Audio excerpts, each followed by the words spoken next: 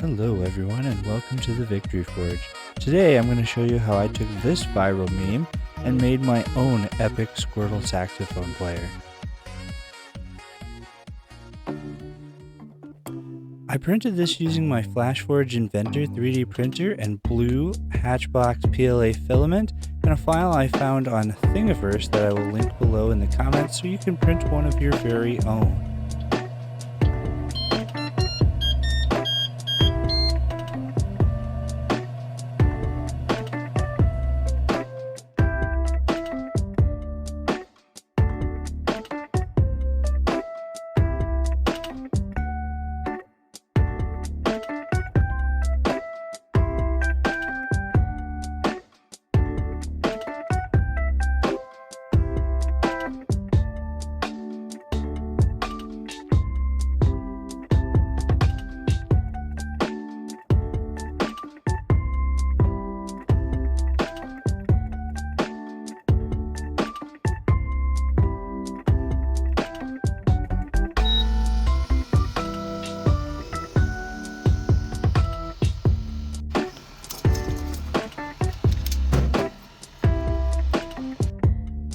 While Squirtle is on the printer, we're going to go ahead and get started on his Pokeball home. I used an ornament I bought at Hobby Lobby and sanded the bottom half so I could cover it with a white base coat and cover that with a high gloss varnish. And I'm going to leave the top half clear so we can still see into Squirtle's epic Pokeball home.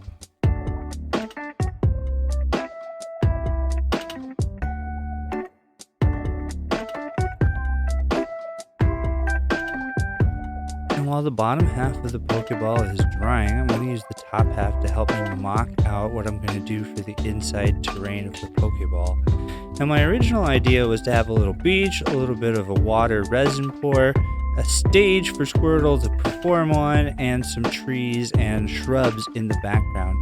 Now I ended up pulling the trees out because once I got the top half of the Pokeball put on, it just kind of squished the trees down and it just did not look as good without the trees being way taller than Squirtle was.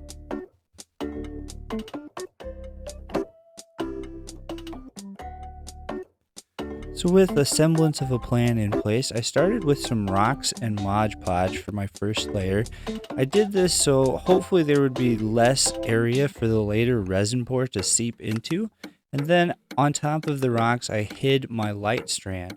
Once I had the rock layer and light strand in place, I then covered that with a mixture of more Mod Podge, sand, and some brown paint on one half of the Pokeball to be the beach.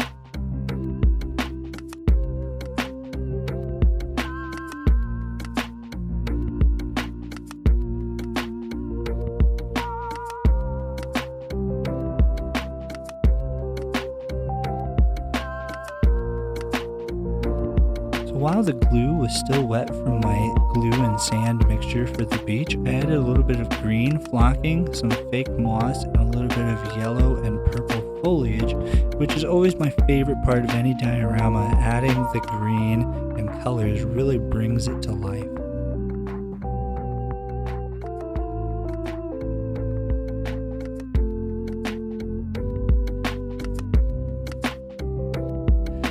With the sand of the beach and the greenery in place, I gave it a bit of time to dry, and then I moved on to pouring the resin, which would be the ocean for my other half of the Pokeball. I started by mixing up my two-part epoxy resin, adding a few tints of blue dye, and then pouring it into the space I left on the other half of the Pokeball. Now as far as resin pours go, this has been my most successful one yet. In all my previous projects, the resin has found some unforeseen way to go awry.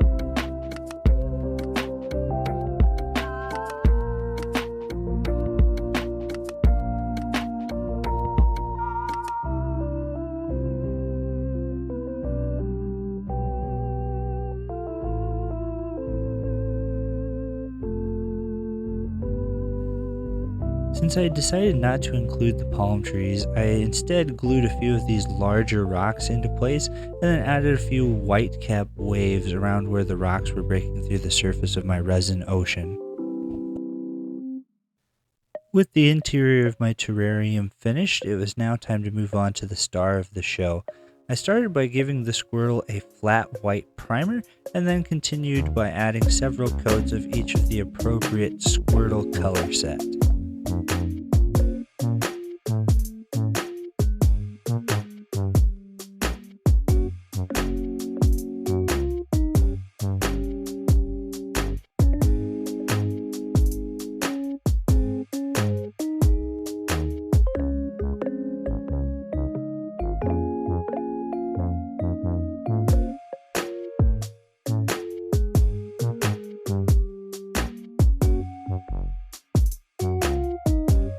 The end is now in sight. One of the last steps to finishing up this project was to print a base for the Pokeball to sit in and a button that would go on the outside of the Pokeball once I had glued the two halves together.